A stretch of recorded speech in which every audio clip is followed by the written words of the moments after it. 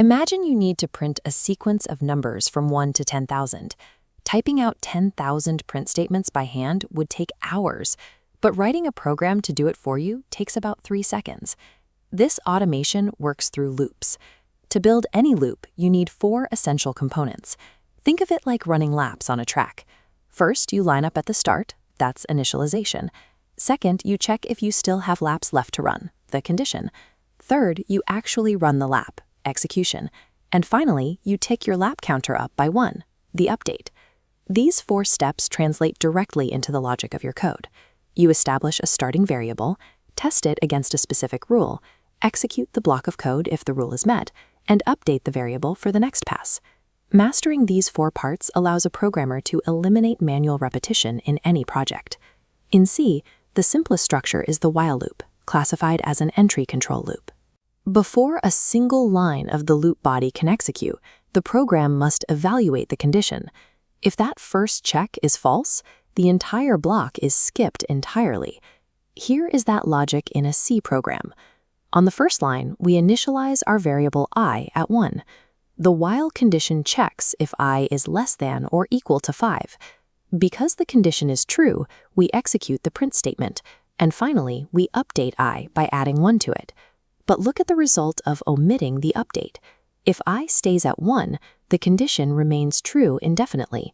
The loop body executes without stopping, creating an infinite loop that can crash your program. Because the test happens first, the while loop is the standard choice, when the code body should never run if the starting condition is already false. The do-while loop flips that sequence. Known as an exit control loop, it prioritizes action over evaluation. The program executes the code block first and only checks the condition once it reaches the end of the body. We can see the difference if we set our variable j to 10, but set our condition to run only while j is less than 5.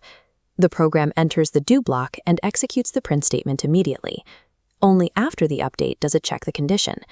Even though 10 is not less than 5, the body still executed exactly once.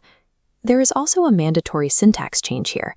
In a do-while loop, you must place a semicolon directly after the condition.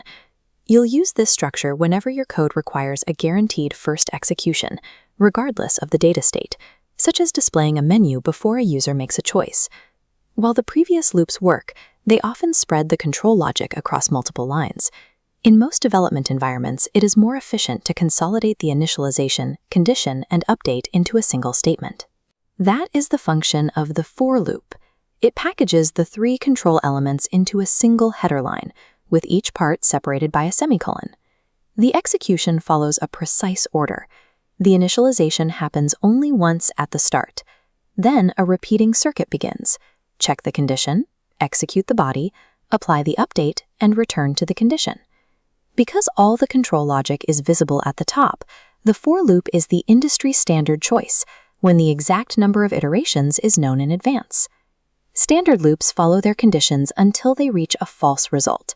However, by using jump statements inside your loop body, you can overwrite that flow based on specific events. This diagram illustrates the break statement. If a specific condition is met within the loop, break forces an immediate exit. The program abandons all remaining iterations and moves to the first line following the loop block. The continue statement provides a different kind of control.